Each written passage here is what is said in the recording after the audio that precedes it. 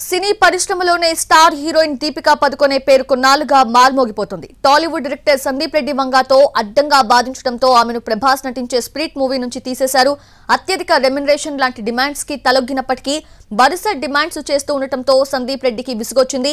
పైగా ఈ మధ్య తల్లయ్యాను కాబట్టి రోజులో 8 గంటలే షూటింగ్ లో పాల్గొంటానని, సినిమా లాభాల్లో వాటా ఇవ్వాలని అనడంతో డైరెక్టర్ కి కోపం వచ్చి ఆమెను తీసేశాడు. దీపికా స్థానంలో యానిమల్ బ్యూటీ ట్రిప్టీ డిమ్రీని తీసుకున్నాడు. ఆ సమయంలో దీపికా కథ లీక్ చేసిందంటూనే పరోక్షంగా ఆమెపై విమర్శలు గుప్పించాడు వంగ. తాజాగా కల్కి 2898 AD సీక్వెల్ లో కూడా పని గంటల గురించి, పారితోషికం గురించి డిమాండ్ చేసిందట దీపికా పదుకొనే. దీంతో ఆమె పాత్ర నిడివి తగ్గించాలని లేదా తనను తీసేసి ఆమె స్థానంలో ట్రిప్టీని తీసుకోవాలని చిత్ర యూనిట్ ప్లాన్ చేస్తున్నట్లు ఓ వార్త చెక్కలు కొడుతోంది. ఇక స్పిరిట్, కల్కి 2898 AD సీక్వెల్ ఇవి రెండు ప్రభాస్ పాన్ ఇండియా సినిమాలే. ఈ రెండింటిలోనూ ట్రిప్టీకి నటించే ఛాన్స్ వచ్చిందంటే మాత్రం తన క్రేజ్ రెట్టింపు కావడం ఖాయం. కల్కి 2898 AD సినిమాకు నాగ్ అశ్విన్ దర్శకత్వం వహించాడు. గతేడాది జూన్లో రిలీజ్ అయిన ఈ చిత్రం 1000 కోట్లకు పైగా వసూళ్లు రాబట్టింది. అయితే ఇలాంటి సమయంలోనే దీపిక బన్నీ మూవీలో నటించే ఛాన్స్ కొట్టేసింది.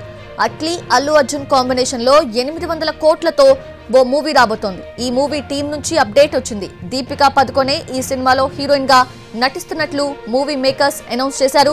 ఆమెకు స్క్రిప్ట్ గురించి డైరెక్టర్ అట్లీ వివరించడం, అత్యాధునిక టెక్నాలజీతో ఆమెతో ఓ సీన్ చిత్రీకరించడాన్ని చూపే ఓ వీడియోని షేర్ చేశారు. ప్రెజెంట్ ఈ మూవీ ప్రీ ప్రొడక్షన్ పనులు శరవేగంగా జరుగుతున్నాయి.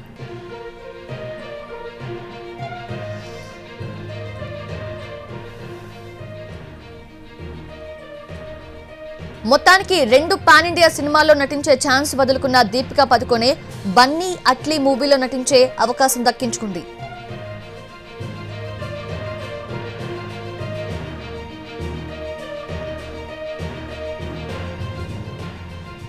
సినీ పరిశ్రమలో స్టార్ హీరోయిన్ దీపికా పదుకొనే పేరు కొన్నాళ్లుగా మార్మోగిపోతోంది. టాలీవుడ్ డైరెక్టర్ సందీప్ రెడ్డి వంగాతో అడ్డంగా బాధించడంతో ఆమెను ప్రభాస్ నటించే స్పిరిట్ మూవీ నుంచి తీసేశారు.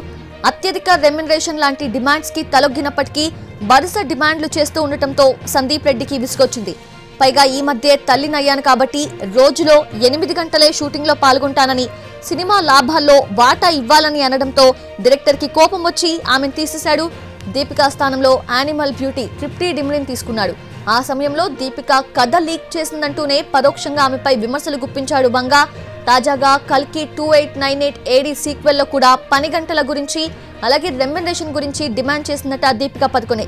దీంతో ఆమె పాత్ర నిడివి తగ్గించాలని లేదా తనను తీసేసి ఆమె స్థానంలో ట్రిప్టీని తీసుకోవాలని చిత్ర యూనిట్ ప్లాన్ చేస్తున్నట్లు ఓ వార్త చెక్కలు కొడుతోంది.